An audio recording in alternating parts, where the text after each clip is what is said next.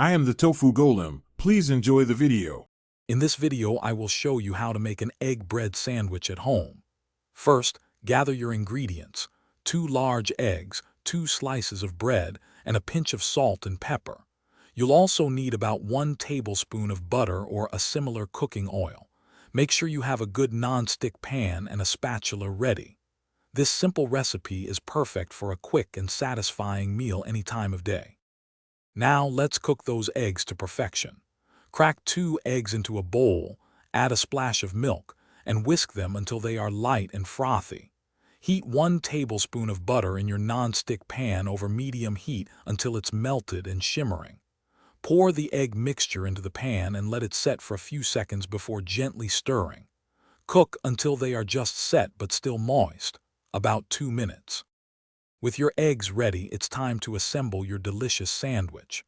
Toast your 2 slices of bread to your desired crispness. A light golden brown works wonderfully. While the bread is toasting, you can spread a thin layer of mayonnaise, mustard, or any other condiment you enjoy on one side of each slice.